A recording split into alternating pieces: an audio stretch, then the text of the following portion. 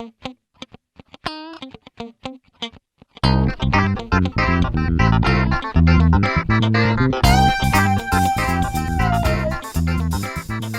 buenas tardes. Les doy a todos y todas una muy cordial bienvenida de parte de Microjuris Argentina. En el día de hoy nos convoca una nueva masterclass. Vamos a ver tipicidad y ausencia de antijuridicidad con el doctor Luis María de Simoni. Hoy vamos a estar hablando sobre el tipo penal en el moderno derecho penal liberal, tipos abiertos, prohibición de analogía, el tipo penal en el ciberdelito y casos de análisis. Luis, ¿estás por allí? Acá estoy. Bárbaro. ¿Me escuchas?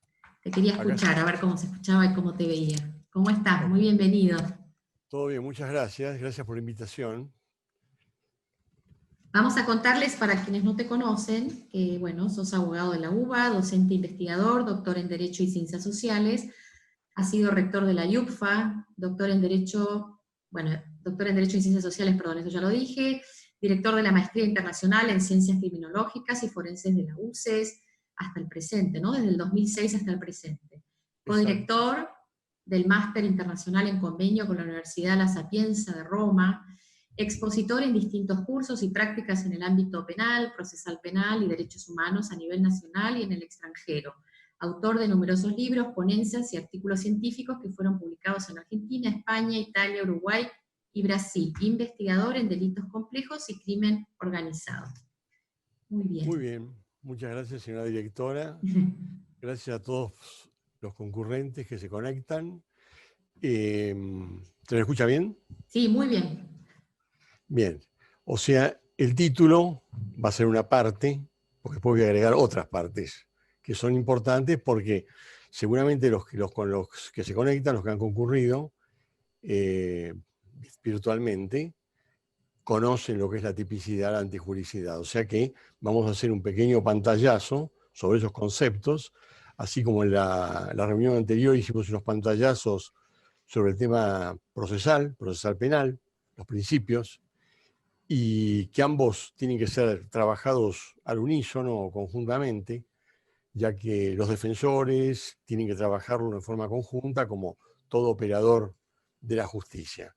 Entonces voy a hacer, he preparado unas citas que voy a tomar para irlas recordando, pues las doy por conocidas, y luego voy a procurar presentar las partes que creo que son novedosas por el cambio que se va produciendo, el cambio que nos va llevando el cambio de la sociedad, y que nos lleva a temas que hay que pensar y repensar, ¿no?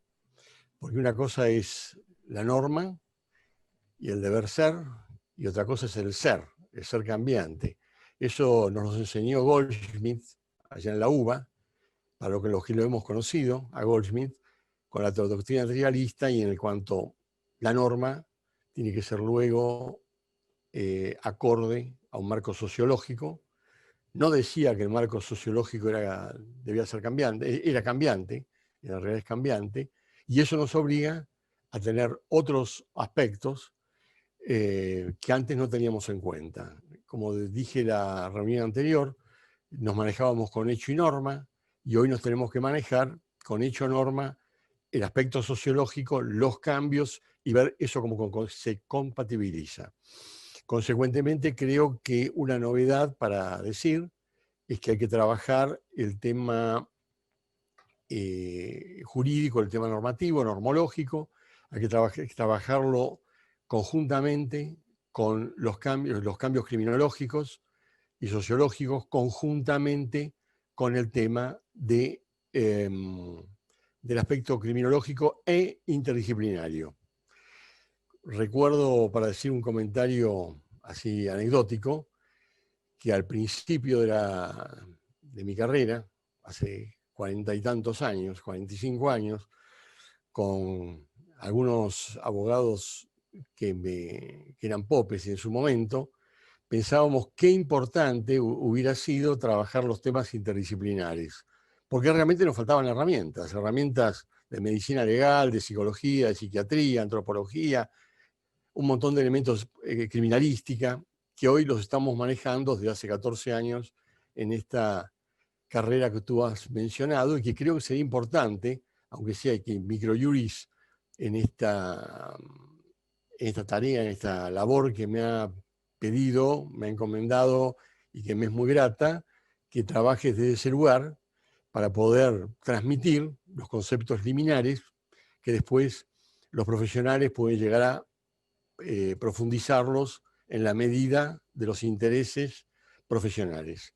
Bueno, comienzo con el primer tema. Había un dibujito, que no sé si está ahí puesto en pantalla. Ese dibujito, bueno. Ese dibujito es un dibujito del libro Human Rights, de Question Answers, by Leah Levine, ilustrado por Plantu. Plantu es alguien como, no sé si habrá sido del grupo de Charlie Hebdo, espero que no, y era un humorista que hacía todos temas críticos de la justicia y demás. Creo que, ¿por qué traje este dibujito? Aparte lo tengo en uno de los libros. Yo siempre generalmente trato de poner lo que se llamaba la contratapa, en el cual aparece algo que es el leitmotiv de lo que uno va a presentar. Y como lo gráfico vale más que 100 palabras, comencé por ese lugar. Los que vean el dibujito van a ver que Plantu pone en boca del juez algo que está ligado con lo que conversábamos la clase anterior, que es the purpose of this hearing, it is to condemn you to death by a fair trial, que traducido al buen romance sería, el propósito de esta audiencia es condenarlo a usted mediante un juicio justo a muerte. Entonces, ahí vamos a ir nos va a venir la figura del giudicenero de Calamandrei, aquel que referimos, que la inocencia del defendido significaba una afrenta para su investidura. Consecuentemente, sabemos que el derecho procesal, primero, que nace como consecuencia de la Inquisición, y el derecho penal sustancial, que nace luego y se consolida después de la Segunda Guerra, tiene un límite de garantía. Son dos límites de garantía que tenemos los ciudadanos frente a la potencialidad del Estado que no nos va a permitir ejercer nuestro derecho de defensa. Si tengo que decir por qué sucede eso, nos tenemos que ir a la interdisciplina, porque la explicación nos daría, por ejemplo, un Nietzsche con la vocación de poder, nos las daría un Schopenhauer, nos las daría un Foucault, con la microfísica del poder, con la verdad y las formas jurídicas. Por eso es la importancia, cuando trabajamos en la maestría, trabajar en forma interdisciplinar, porque en el momento estamos tomando autores de diferentes fuentes para complementar el derecho. No todo está en el marco de los juristas, y como dije la vez pasada, I used to be a lawyer. El derecho penal, su función. Comenzamos por ahí. Von List expresaba que es un instrumento que debe ser usado racionalmente, pues constituye la respuesta más intensa del poder coercitivo del Estado. Previo a dicha declaración, existen definiciones del delito que denominamos prejurídicas y que he tomado porque para acotado el tiempo tuve que tomar algo para poder llegar a la editorial. Si no, la señora directora me va a retar al final como pasó la vez pasada. Entonces, para que no me rete, voy a ver si me puedo portar bien. Lo que pasa es que son temas muy amplios. Esto daría mínimo para hacer una secuencia, una saga. Habría que hacer una saga y hasta llegar a lo interdisciplinar, que creo que es muy interesante y a todos le va a resultar de mucho interés. Beccaria, por ejemplo, dijo que fue la necesidad de conseguir la seguridad que hizo que gran parte de los ciudadanos se dieran parte de su porción de libertad. Es un poco, se compatibiliza con lo que decía Hobbes, y luego la multiplicación del género humano y la naturaleza estéril llevó a los conflictos que fueron trabajados desde los orígenes con el derecho penal. Una cita de Montesquieu, paralela a esa, expresa que no se deriva de toda pena que no se deriva de una absoluta necesidad es de por sí autoritaria y dictatorial. Consecuentemente, lo que buscaría el derecho penal, después, para todos los que han hecho penal y trabajaron en el derecho penal, saben perfectamente el problema que significa el tema de la pena. Si la pena es útil, si la pena no es útil, todos conocen que hay un montón de teorías que no es el momento de explicarlas, todos las conocen, todos las han estudiado seguramente en grado y probablemente en posgrado. Las leyes, decía Beccaria, deben ser claras y simples frente a la, digamos, y que sean posibles de una inteligencia por parte del pueblo. Sabemos que a Beccaria no le fue muy bien con esto, tuvo que estar prácticamente exiliado, y el libro lo publicó, el primero lo publicó en forma anónima. Él se refería a von Liszt, o he referido a algunas concepciones anteriores, que eran como las de Lombroso, Garófalo y Ferri. Lombroso lo estudia como un hecho biológico, la constitución psicofísica como factor que predisponía al delito. Es decir, lo atribuye a una inclinación natural. Los tres son los padres de la criminología. Rafael Garófalo, ante las críticas de Lombroso, explica el delito como abarcado por conductas perdurables de la humanidad, que afectan a los sistemas de piedad, probidad y justicia, con lo cual nos ingresa un marco en el cual es un marco ético. Un autor, Mastronardi, con el que trabajé en La Sapienza de Roma, psiquiatra forense, que ocupaba el despacho de Di Tullio, y el despacho de Di Tullio antes había sido ocupado por Lombroso, he tenido el placer de estar en ese despacho, explicaba que en la realidad, hablando del tema de Garófalo, probablemente se equivocaba Garófalo, porque no es un tema de piedad y probidad, es un tema de temperamento. Temperamento nos lo explica Freud, y Mastronardi, como psiquiatra, citaba a Freud en el sentido que los seres humanos tenemos diferentes temperamentos. Y vamos a encontrar de temperamentos muy agresivos a más o menos agresivos, y los que somos los más sociables o los más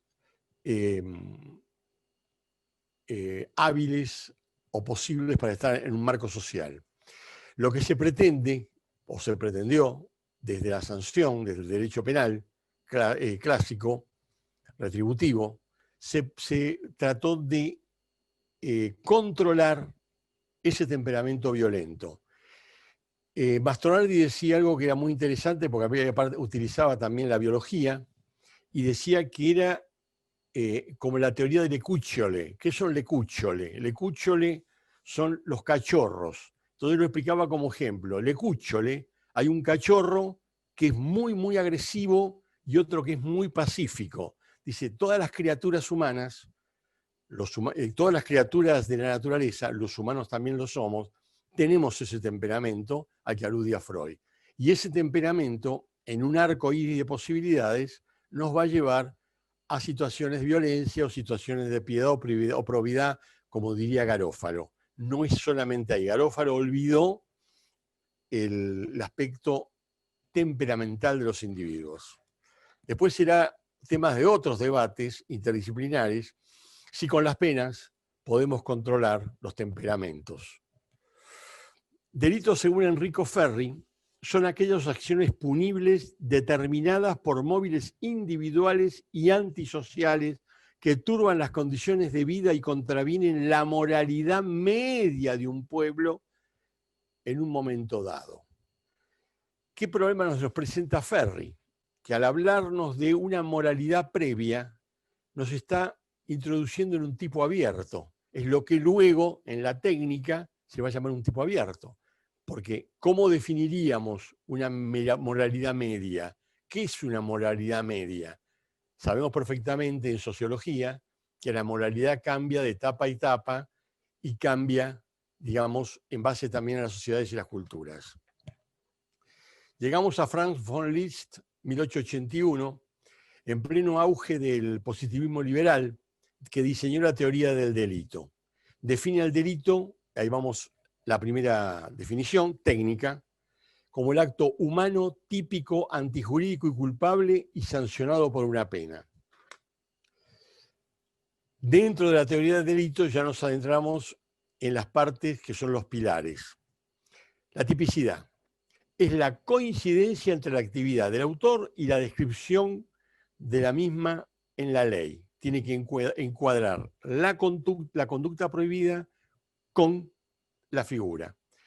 Existen categorías, y ahí volvemos a lo que hemos expresado de los autores previos a la teoría clásica, que son las categorías abiertas, que es algo de lo más peligroso que hay, y que se denomina la tipicidad, que no es exhaustiva al describir una conducta, y que ello nos lleva a tener que integrarnos con otras figuras generalmente administrativas o con figuras abiertas, en las cuales es algo que es un festín para las dictaduras, porque las dictaduras van a tomar los temas abiertos. Cuando Binding, otros dos que van a aparecer luego, Binding y Belling, muy posteriormente, van retomando estos conceptos y los profundizan, lo hacen porque había sucedido en Alemania, 1939, 1940, que se utilizaban mucho las figuras abiertas. Y en esas figuras abiertas se podía llegar a sancionar o a castigar a cualquiera, y por cualquier conducta, porque no estaban preparadas. En ocasiones hay figuras, por ejemplo, la corrupción de menores, que dice: el que promoviere o facilitar la corrupción de menores tendrá la pena ta, ta, ta, ta, ta. El tema es que obviamente que nadie va a estar de acuerdo con la corrupción de menores, eso no cabe duda, pero también tenemos que tener cuidado en definir qué es la corrupción, definir cuál es el acto de corromper. Y ahí, primera sorpresa, nos tenemos que ir a la psicología y en segunda medida a la cultura de la antropología. Por lo que para un pueblo puede ser un acto de corrupción, para otro pueblo puede no serlo. Y lo que para un sujeto en lo individual puede ser un acto de corrupción, para otro puede no serlo. Y no estoy llegando todavía a los perfiles y las inimputabilidades. Estoy hablando simplemente de situaciones que cambian de caso a caso, de figura a figura, de aplicación a aplicación. Lo cual a veces los magistrados clásicos, y obvio que esto no es los positivistas, que no es una crítica, no podría serlo, tomaban todas las figuras como algo matemático, y no lo es. Y en la medida que avanza la ciencia interdisciplinar, vemos que no lo es. Por eso es que yo sugiero, y a mí personalmente como investigador me da un gran resultado, poder profundizar. Siempre tenemos que llegar al por qué, al para qué, al cómo fue, qué es lo que lo produjo, etcétera, etcétera. Ahora vamos a la antijuricidad. Se trata de conductas contrarias a derecho, excluyen este requisito o eliminan el injusto penal de nuestro artículo 34, tomo 3, el estado de necesidad, el cumplimiento de un deber y la legítima defensa. El estado de necesidad es algo que también hay que debatir, qué es el estado de necesidad. Porque entonces no podemos hablar de las necesidades y nos tenemos que ir a Maslow, hablar de las necesidades de Maslow. Entonces nos fuimos a través del derecho penal. Vean cómo entramos y salimos del derecho penal y vamos a la interdisciplina. Y lo que puede ser una tremenda necesidad para alguien, puede no serlo para otro. Entonces el magistrado va a estar debatiendo, además de un tema normativo, un tema que Goldschmidt diría que es en la dimensión sociológica.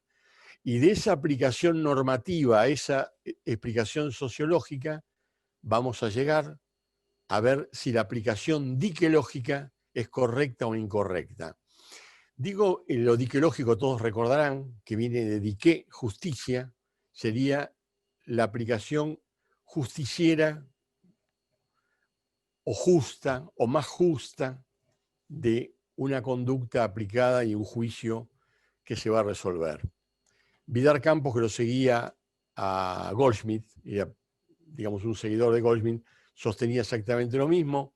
Ambos fueron profesores míos. y debatimos estos temas.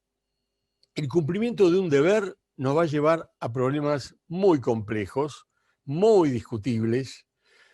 No estoy entrando en marco ideológico, o sea, como digo siempre, el hombre de derecho no puede entrar en marcos ni ideológicos ni políticos, porque ya, como dije la vez pasada, Carrara nos enseñó que política y justicia non nacquere sorelle, no nacen hermanas, y que de un lugar al otro, en el cierre de su tratado, de ese monumental tratado, Carrara dice, ¿por qué no trato los delitos políticos? Es parte de eso, lo he traducido, lo tengo en el último libro, porque me pareció magnífico. Aparte, parte de lo que dice parece que son de hoy. Es una editorial de hoy. Entonces, ¿por qué no trato los delitos políticos? Y él más o menos dice, seguramente es muy entendible, si no lo digo en dos, lo traduzco inmediatamente, dice, in genum tempo io credetti che la politica dei liberi reggimenti non fosse la politica dei despoti. Pero las nuevas experiencias me han demostrado que no es así. Entonces, los regímenes se convierten automáticamente en déspotas. Y no importa que los regímenes hayan sido votados o no. No importa que los regímenes sean de derecha o de izquierda. No importa lo que se aplique.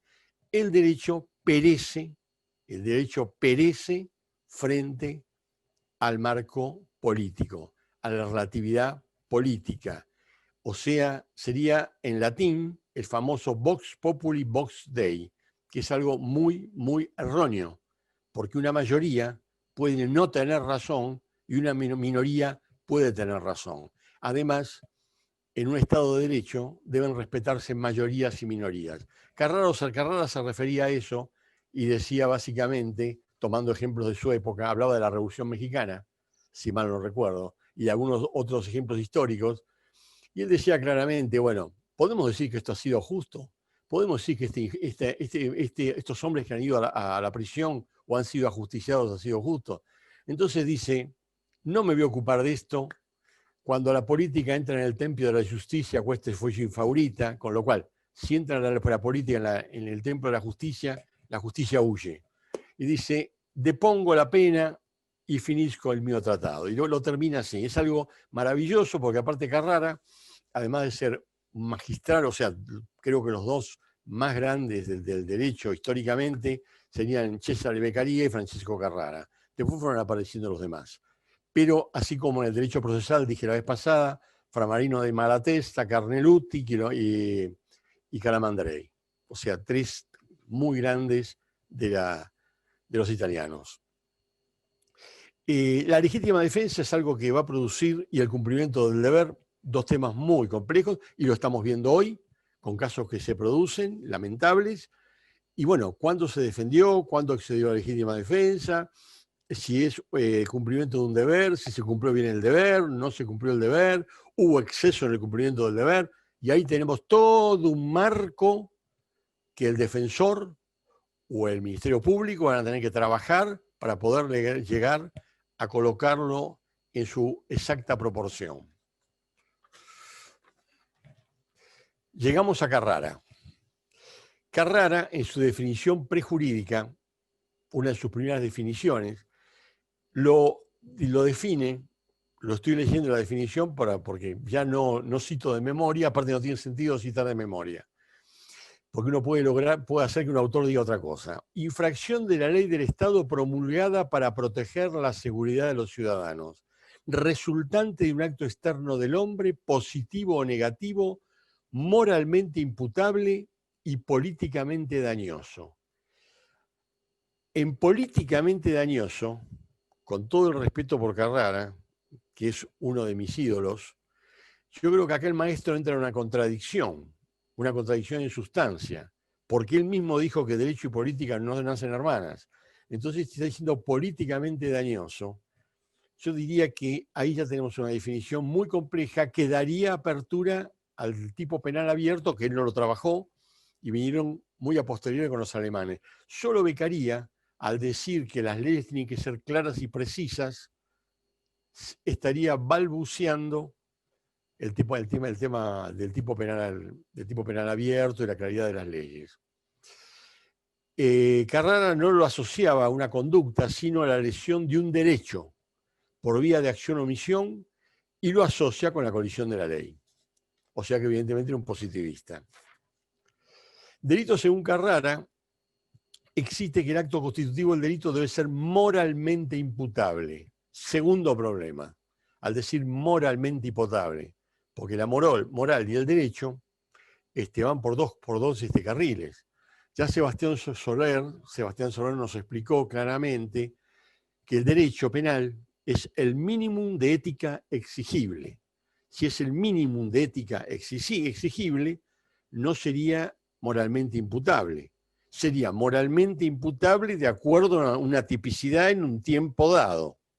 Entonces ya tenemos un segundo problema para meditar, porque una vez que veamos, y esto, fíjense que ha habido tratados, desde Bacigalupo u otros tratadistas que no voy a referir, voy a Bacigalupo, que se destacó en España, y bueno, y merece que uno lo recuerde.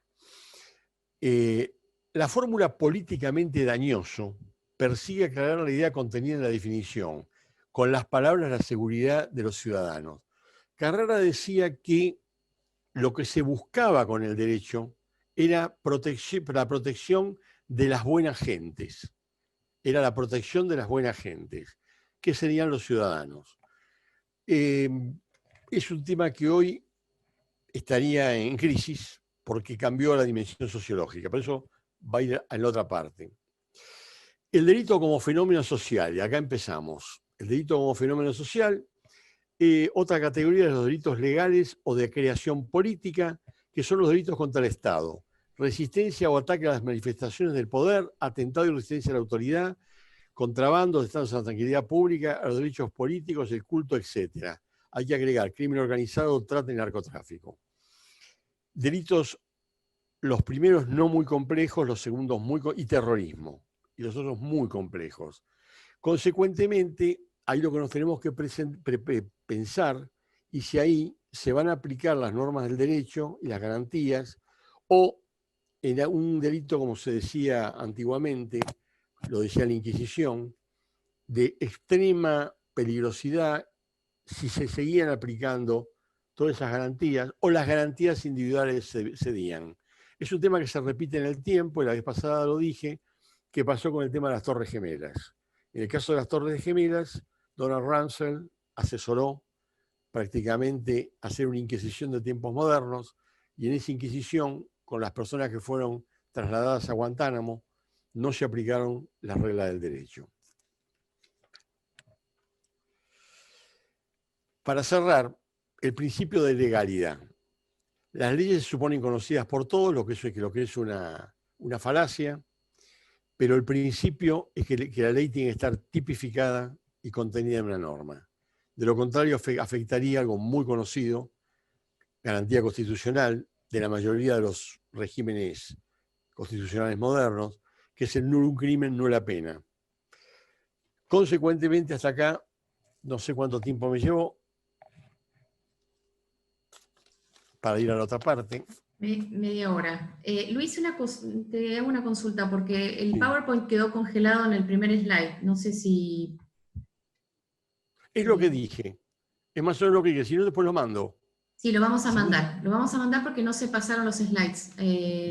Después lo mando. Después lo mandamos, perfecto. Después lo mandamos. Quedó congelado. Después lo mandamos.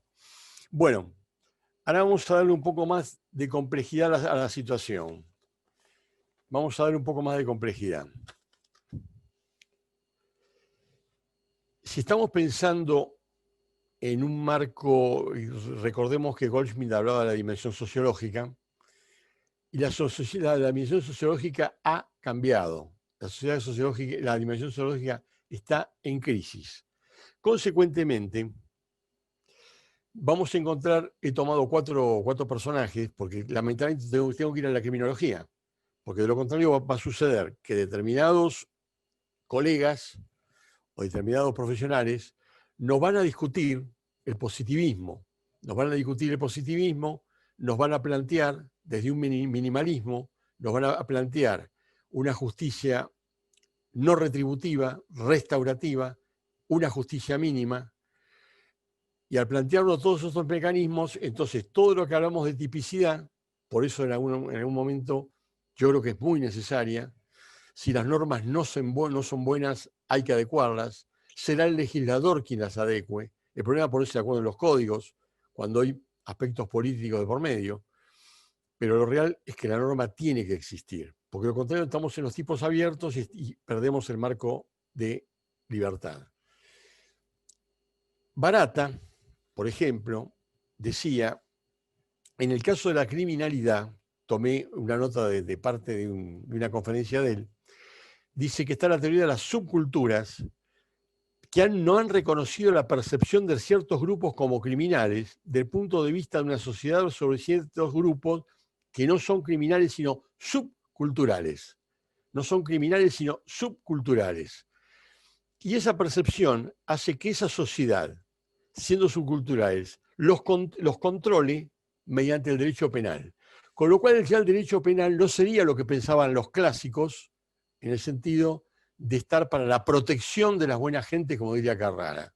Serían medios de control, serían aspectos de control. Si es aspecto de control, estamos a un paso de marcos autoritarios, más allá de las ideologías. Estamos a un paso de marcos autoritarios. Y él dice que el trabajo lo tiene en problemi sociali e percezione della criminalità. Lo he tomado de ahí, que está en una revista italiana que compré en Roma, que es Dei diritti delle penne, que porque sigue el título clásico de Beccaria.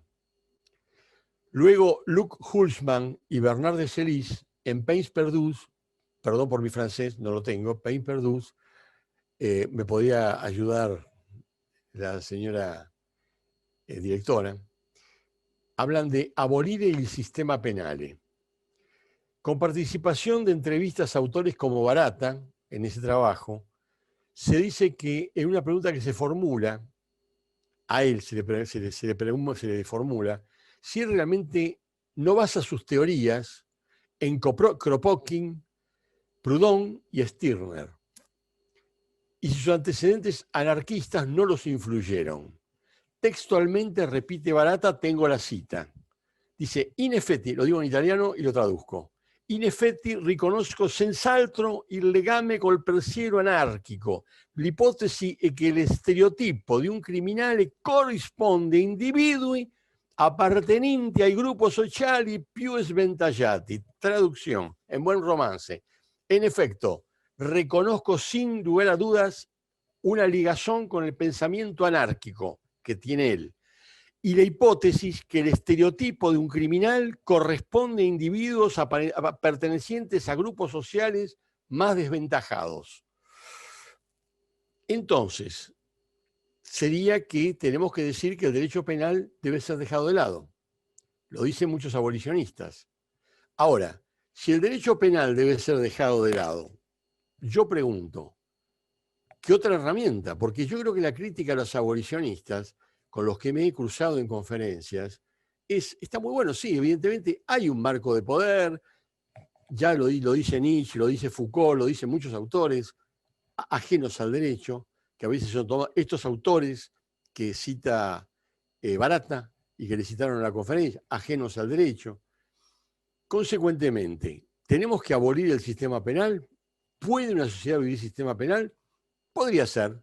Tal vez, podría ser con una justicia restaurativa, pero una justicia restaurativa va a ser aplicable a determinados perfiles.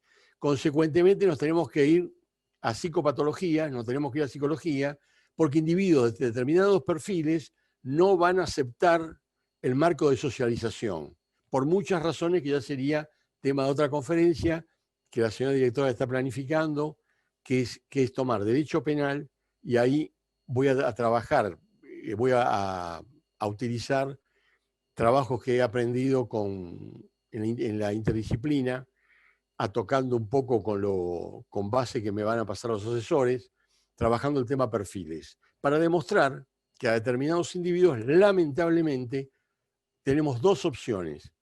O se les da una medida, se llame de seguridad, de apartamiento, se lo llame como se lo llame. Busquemos después la medida. pero hay que alejarlos de las víctimas. Eso lo trabaja la victimología. De lo contrario, tenemos que permitir que el predador, en términos de naturaleza, se coma digamos, a la gacela. Lo cual en la naturaleza sea simpático o antipático, pero en el derecho no es posible, porque se supone que somos seres humanos civilizados. Entonces, hasta ahora, la herramienta que tenemos es el derecho. ¿Tenemos que mejorarlo? Sin duda. ¿Cómo? Porque el problema que tienen los abolicionistas, incluso muchos de prestigio, es que dan un buen diagnóstico, pero no me dan la solución, no me dan la medicina, ni me dan la forma o el camino para hacerlo. Consecuentemente, así es fácil. Yo digo, este es el problema, la solución, qué sé yo cuál es la solución. No, así no puede ser.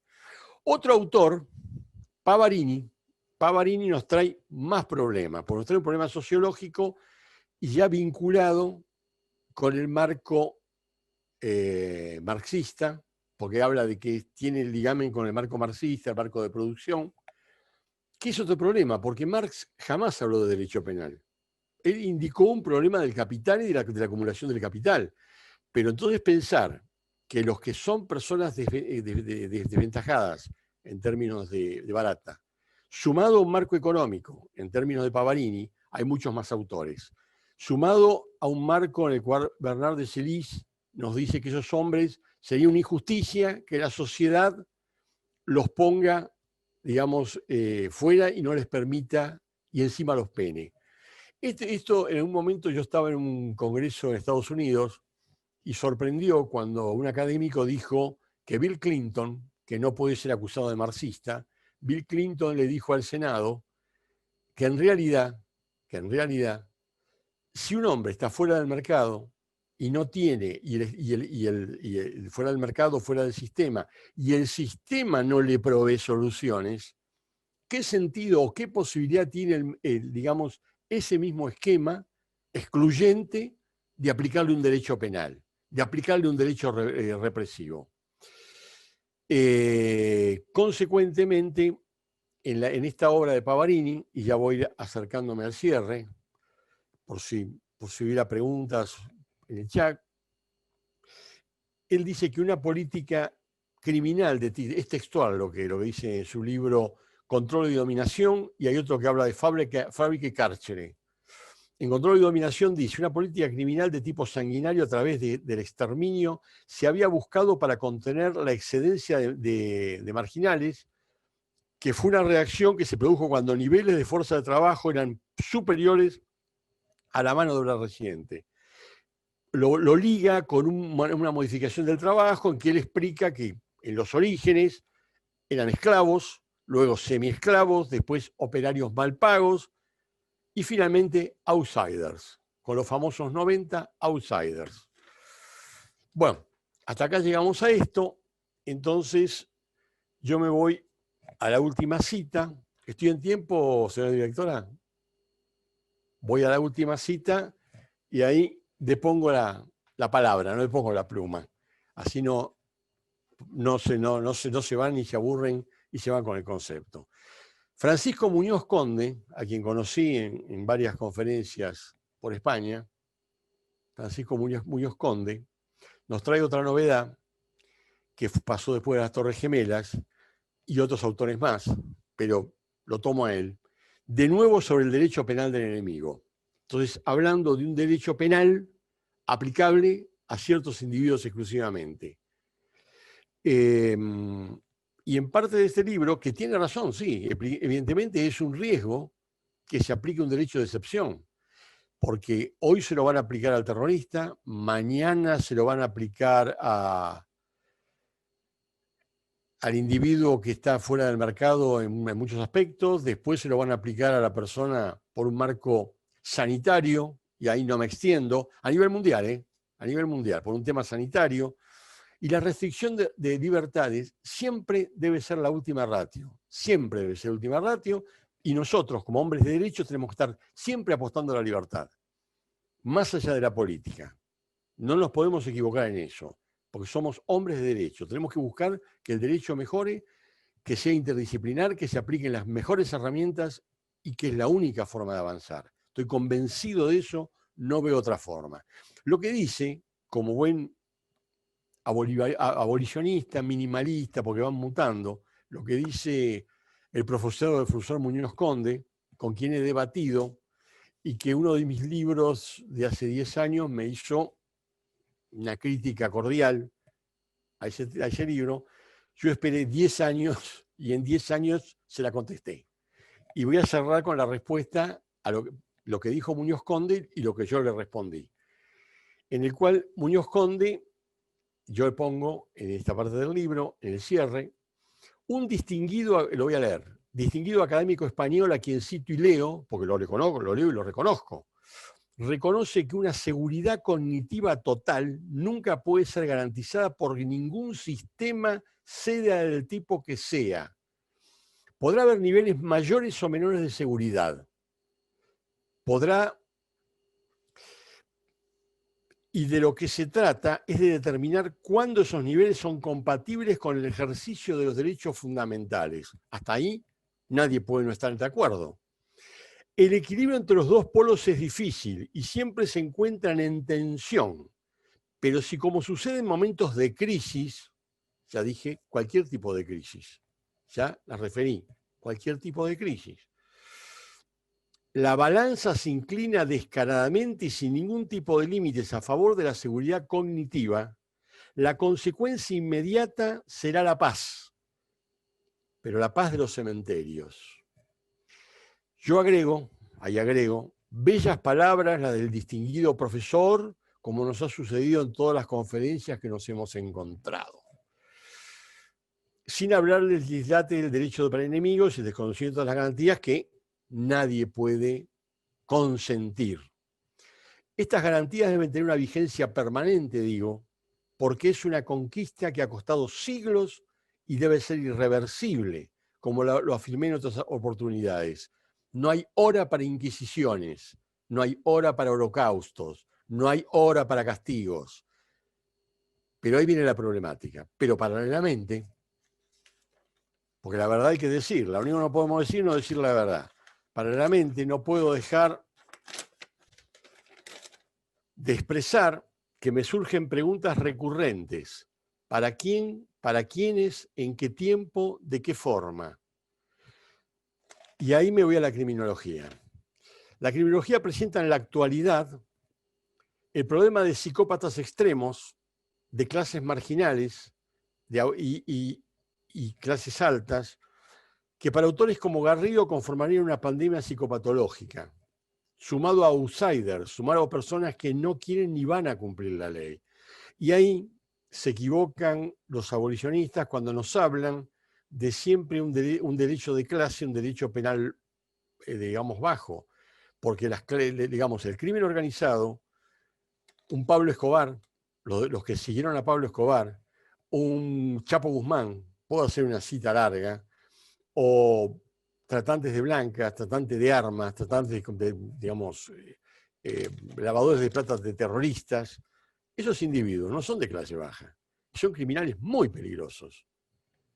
¿Se les tiene que aplicar una medida de un derecho de excepción? No sé. Al Chapo lo juzgaron y está detenido, está cumpliendo condena en Estados Unidos, en New York. En realidad fuera de la isla.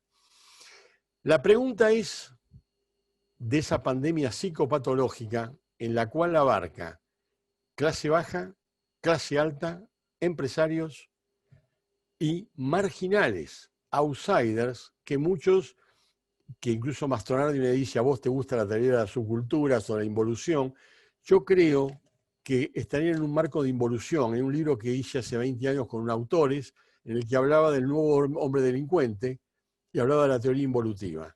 Porque hay individuos que, lamentablemente, por el efecto de la droga, y eso habría que explicarlo largo, el efecto de la droga, la destrucción neuronal y demás, pasan a ser una suerte de seres primitivos, seres casi humanoides, seres que no van a responder las reglas y van a matar y morir por nada, y que van a ser soldaditos de la droga y que van a ser soldaditos de muchos tipos o sicarios, depende de los lugares, o maras, y son personas muy, muy complejas como para poder convivir con ellos. Entonces ahí tenemos qué se hace con ellos, cómo se trabaja eso, cómo se protege a las víctimas, cómo se protege a la ciudadanía. Complejo, tema muy complejo.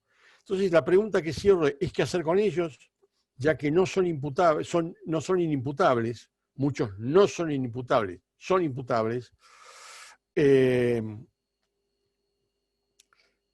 Y lo más grave, que muchos, los más extremos, no son reinsertables en la sociedad. Paralelamente su poder de daño es enorme, por lo cual provocan víctimas por doquier y son además la mano de obra de las asociaciones criminales. Consecuentemente, estas dos cosas hay que verlas, porque de lo contrario estaríamos hablando de un deber ser, de un ser ideal, pero tenemos otro marco. ¿Y este marco cómo lo manejamos? Si jugamos con o sea, yo a veces utilizo, digamos, metáforas de la medicina, no creo que el mejor cirujano quiera que se le mueva el paciente, pero a veces tiene que operar con los mejores métodos, con la mejor ciencia, pero hay que operar. Y no estoy hablando de operar a nivel seguridad, no estoy hablando de operar a nivel militar, estoy viendo qué herramientas utilizar para defender a la sociedad de eso. ¿Qué hacer con esos hombres? Porque son seres humanos. Y como son seres humanos, se los debe mantener en sociedad. Pese a que, fíjense qué curioso, que alguien que fue uno de nuestros serial killers, Robledo Puch, que es uno de los pocos que tiene prisión perpetua, sumado a los 12 apóstoles que tienen prisión perpetua, ya que sabemos que la prisión perpetua pasado determinado lapso puede llegar a obtener la condicional, o puede llegar a salir con buena conducta y demás, pero Robledo, los informes psiquiátricos dan que su peligrosidad no lo permite. Curiosamente, Robledo, entre los que trabajan en la maestría, trabaja distinguidísimos médicos forenses, y uno de ellos lo ha entrevistado y lo ha tenido que, digamos, que sacar los perfiles y demás. Dicen que Robledo en el último año, que está prácticamente en un estado de psicopatía, pasó a psicosis, escaló a la psicosis, expresa que él quiere que le apliquen la inyección letal, porque ya está harto de vivir preso, no quiere vivir más preso. Y lo que le explican, que él no tiene esa opción, porque él dice, pero yo soy dueño de mi vida. No, el Estado dispone de tu vida y te ha dado para protección de la sociedad. Obviamente no lo entiende. Él quisiera la inyección letal. O sea que hay muchos temas para pensar en un tema futuro. Hay montones de tesis que aparecen, que se trabajan, que se corrigen. Algunas que son delirantes, otras que tienen algún sentido o se pueden trabajar. Pero el tema es muy complejo. Y todo lo que leímos al principio, que es el deber ser, que es el deber ser, sí, digo bien, que es el deber ser, ese deber ser está empezando a quedar desactualizado. Y nos obliga a trabajar muchísimo para poder llegar a actualizarlo al ser y para proveer soluciones para el mundo de hoy. Ese es el desafío que hay que trabajar. Eso obviamente se limita a una charla como estas que hacemos, que se llaman masterclass, parece realmente un calificativo muy, digamos, elogioso. Supongo que serán maestros todos los que vienen. Yo no me puedo calificar, no lo sé. Bueno, en ese marco, cierro acá y dejo para las preguntas. Muy bien, gracias Luis. Habilitamos entonces, si quieren, un segmento de preguntas. Algunas ya fueron llegando, te voy a hacer una consulta, a ver acá. Bueno, Viviana Bandeira da Silva dice, buenísima la presentación. Te felicitan. Obrigado. Acá están preguntando cómo vienen las tratativas de la segunda edición actualizada de tu libro Valoración de la Prueba. ¿Y dónde se puede adquirir? Bueno, eso se pone en la placa. Eso se pone en la placa.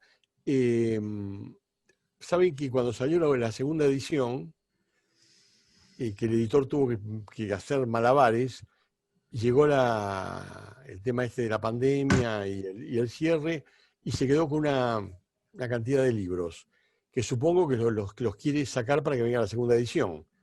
Y está tratando de esperar a venderlos para hacer la última edición. Estoy mostrando ahora. Bueno, este es el que tengo, pero no es este el que está hablando él, me parece. No, de este quedan 80 ejemplares. quedan 80 ejemplares y está esperando porque aparte, pandemia, problema económico, porque o sea, la mejor mentira es la verdad, estoy contando cómo es el tema. Y ahí prácticamente actualizaría y le voy agregando temas. Le voy agregando temas, ¿por qué? Porque después de 14 años, por eso yo digo en broma, medio en serio, que I used to be a lawyer, he solido ser abogado, sería la traducción. Solido en español no existe, pero bueno, la traducción sería he solido ser abogado. O sea, gran parte de mi vida profesional he sido ser abogado, incluso defensor y demás, estar en la justicia o diferentes lugares. Estuve en diferentes lugares de mostrador. Y luego, al invitarme a hacer este trabajo, quise plasmarlo en libros y vi que lo importante era la parte interdisciplinar. Y estamos trabajando en forma interdisciplinar porque con esta maestría he aprendido, junto con los otros colegas, digamos, de diferentes profesiones, y he aprendido con los alumnos con las tesis. Con lo cual hay muchos elementos para ir manejando. Entonces, ir trabajando de forma interdisciplinar. Probablemente, gracias a la gentileza de Microjuris y la directora, se puede, porque UCES está de acuerdo, el editor está de acuerdo, podemos ir haciendo avances para ver si es interés o incluso con las devoluciones, ver cómo se puede ir agregando temas que puedan ser prácticos en el momento de ser utilizados desde el mundo académico, de la práctica profesional y demás.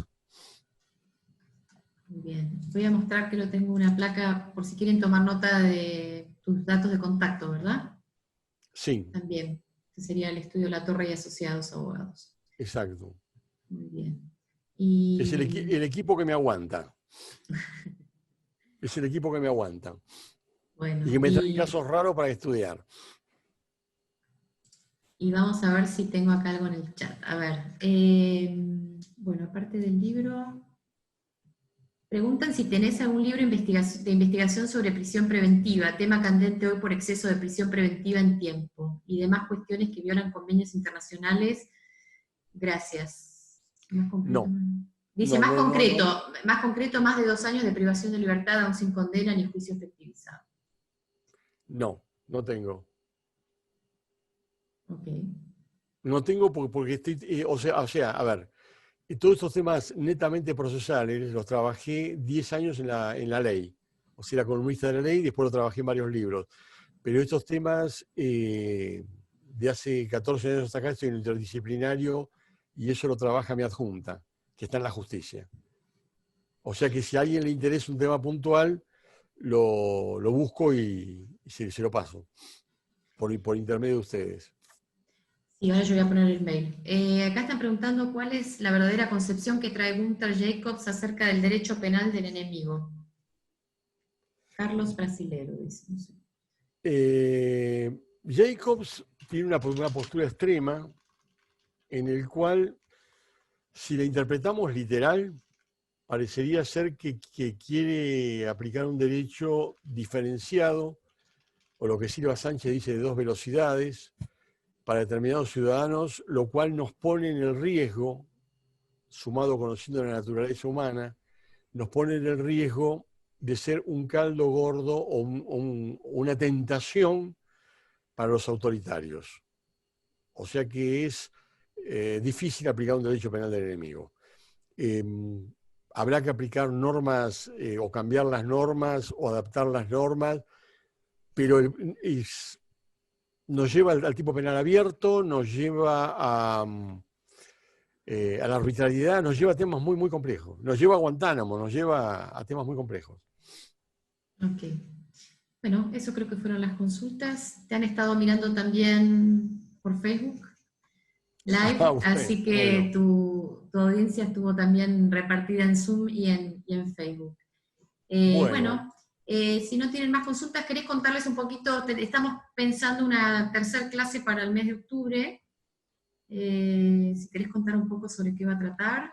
Sí, o sea, ahí nos faltó algo que no trabajé, que es el tema imputabilidad, inimputabilidad.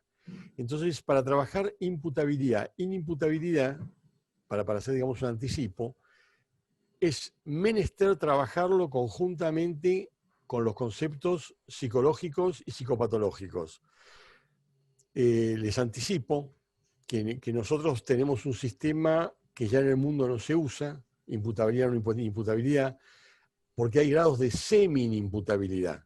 Lo tiene Brasil, lo tiene España, lo tiene Italia, lo tienen muchos países que tienen semi-imputabilidad.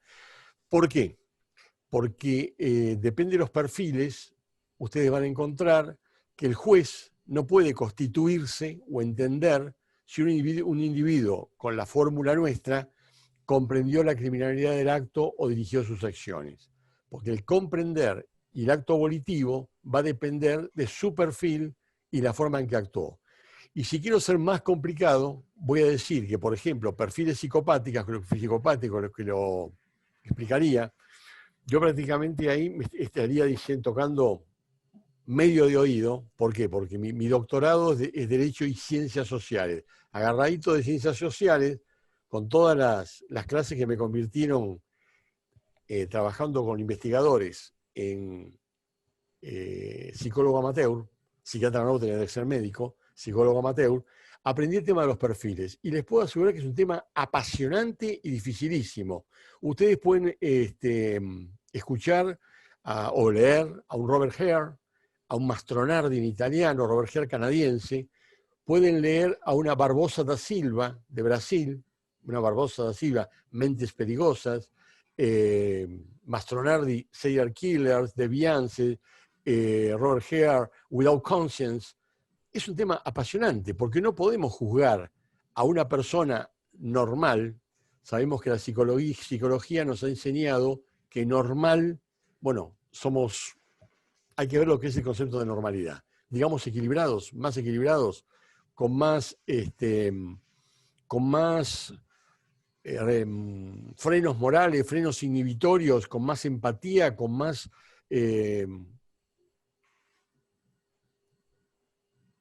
piedad, como diría Garófalo, por los demás seres humanos. Bueno, todo eso colapsa con determinados perfiles. Eso que ustedes ven exagerado en Netflix, los que ven perfiles criminales, existe. Y es así. Lo que pasa, estoy viendo, hola Andrea. Muy bien que has presentado tu proyecto. Perdón que lo he visto en el proyecto. Los perfiles criminales son muy complejos porque vamos a encontrar que muchos individuos un psicópata primero es histriónico. Al ser histriónico va a poder disimular su inimputabilidad. Y es un trabajo enorme, interdisciplinar, poder saber que el individuo comprendió la criminalidad del acto o que dirigió sus acciones, porque se van a hacer pasar por personas, digamos, por dementes, por personas que no tienen lucidez mental. Consecuentemente, ese es un tema para trabajarlo. Y mi propuesta es, voy a tener que estudiar muchísimo para armarlo, muchísimo. Voy a tener que tomar los 3 autores, leer parte de los 3 autores, explicarle, como decía Mastronardi, cuando trabajé con él, le decía que a él le gustaban los serial killers. Y yo decía, ¿por qué te gustan los serial killers? Le gustan los serial killers por la espectacularidad, porque en realidad Robert Hare nos explica que hay una pirámide de peligrosidad que le llama el checklist. Entonces hay determinados criminales de una determinada peligrosidad, por ejemplo, digamos, algo que conocen todos por el cine, que es el tema de el que hace, se me fue ya me va a venir, el destripador, pero no Jack el Destripador, Hannibal Lecter, el famoso Hannibal Lecter, émulo del Destripador, que hay muchos así, pero no son tantos, y están en el cúpulo de la pirámide. Un poco más abajo de ese cúpulo estará Pablo Escobar. Un poco más de abajo de ese cupo hay delincuentes peligrosos, homicidas. Más abajo están delincuentes que van contra la propiedad, estafadores. Dentro de estafadores estarán estafadores que están en forma privada u otros que están con un manto público. Y ahí bajo y voy a llegar a empresarios que están dentro del marco de delito. Pero generalmente se castiga la punta de la pirámide. Y la inimputabilidad es un tema muy complicado. La última parte es política. Entonces, por ejemplo, Pablo Escobar, que eso yo se los voy a contar en la próxima, Pablo Escobar luchaba por ser presidente de Colombia. No lo logró. No lo logró.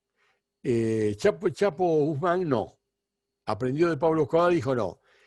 Los clásicos delincuentes como Gans, como un Capone, Frank Nitti, Vox Moran u otros, jamás intentaron entrar en la política. Jamás intentaron entrar en la política. Sabían que eran el otro marco, ellos trabajaban afuera de la sociedad.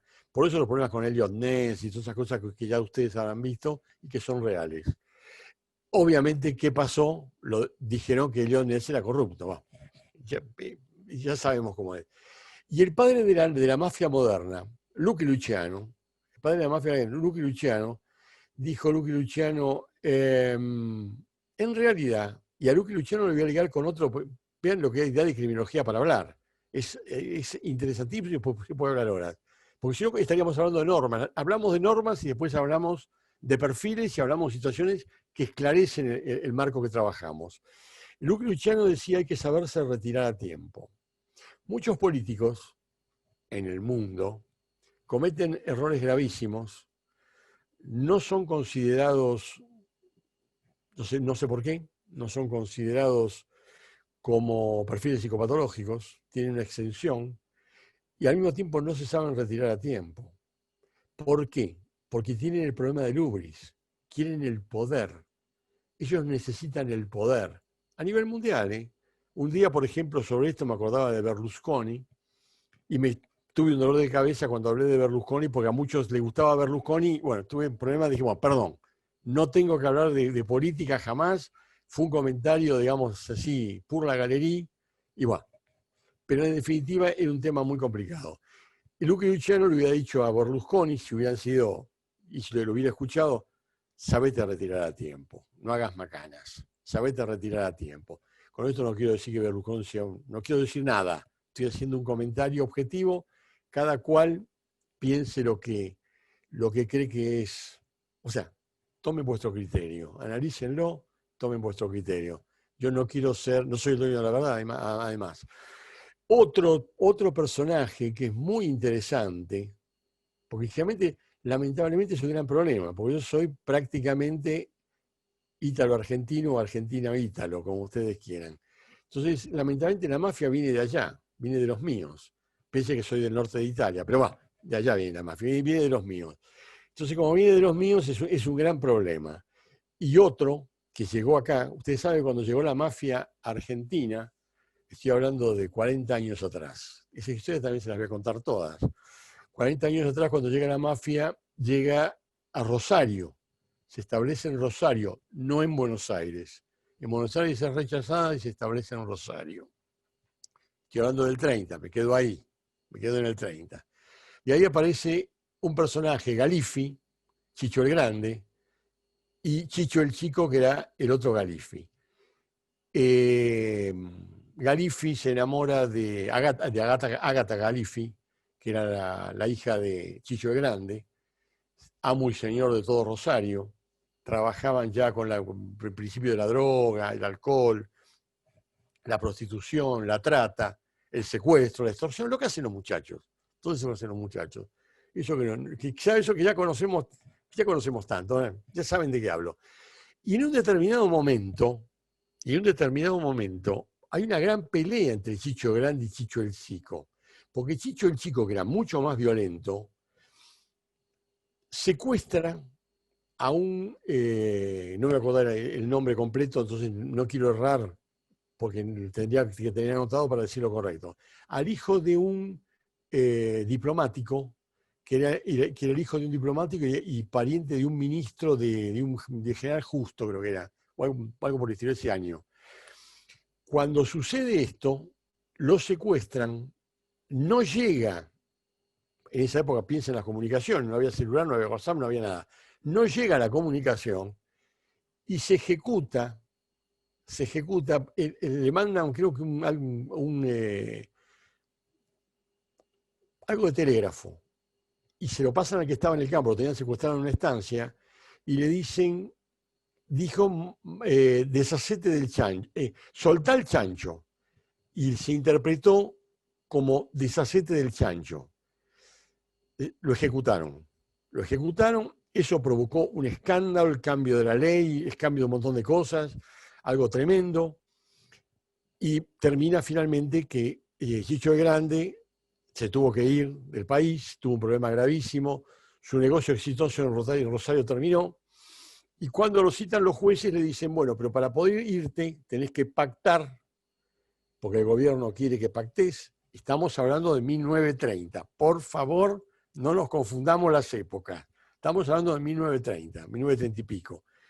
Entonces, antes de irse, como había perdido todo su negocio, Chicho el Grande dice, ejecuten a Chicho el Chico.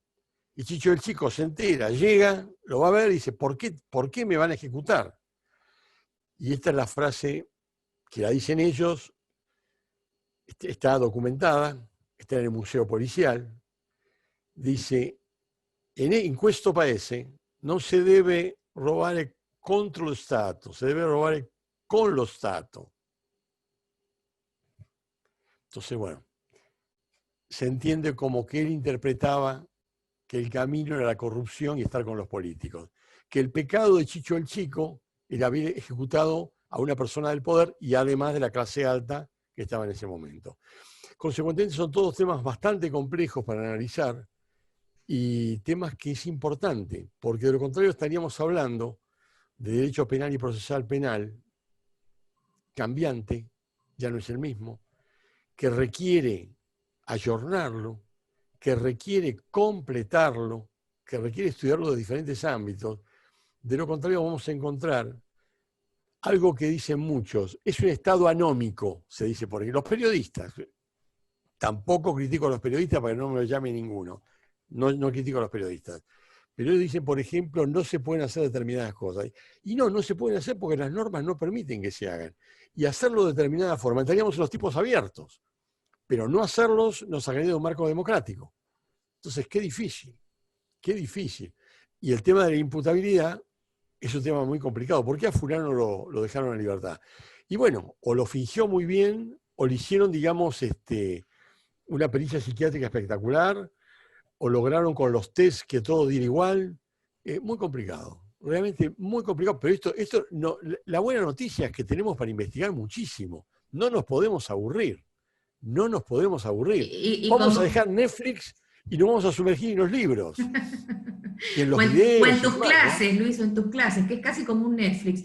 Yo estoy de lo más divertida, yo no tengo idea de penal, pero estoy fascinada. Yo supongo que a los que están mirando, que por ahí no tienen que ver con penal, les pasa lo mismo. Es muy entretenido el tema, la forma en que lo contás, con anécdotas, con historias, con personajes. Maravilloso. Y aparte de muchísimas más, mucho más. Sí, claro. Porque aparte, un gran profesor mío, tuve la suerte de tener todos maestros, pero maestros de esos que son todos de tratados. Un gran profesor mío, o sea, con lo cual eso no tengo que decir la edad, porque si no, nada de la edad, no pregunten la edad. Era muy chiquitito, fui de chiquitito a la universidad. Después del secundario ahí fui. Que era Peña Guzmán, el doctor Peña Guzmán, que hizo uno sobre homicidios, un trabajo muy interesante. Estaba con Soler, con todos los bronces de esa época. Bueno, a todos yo los llegué a conocer, ellos eran muy grandes. Y Peña Guzmán decía que en realidad tenemos que trabajar el derecho con una mente abierta, lo estaba diciendo en el año 60 y pico, con una mente abierta, que nunca podíamos dejar los libros, que nunca podíamos dejar de actualizarnos, porque decía, un abogado que se deja de actualizar, deja de ser abogado. Él, por supuesto, no podía pensar la parte interdisciplinar. Pienso que hizo un trabajo muy interesante sobre emoción violenta, que es un tratado. Tendría que releerlo, porque aparte encima hay otro problema. Los tratados ya hoy no se leen, porque los seres humanos de hoy somos homo videns.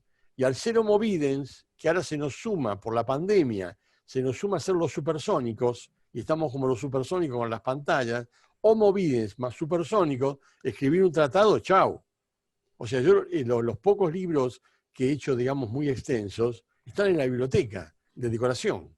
O sea que no se leen, son de consulta. Bueno. Bueno, ya estamos en tiempo.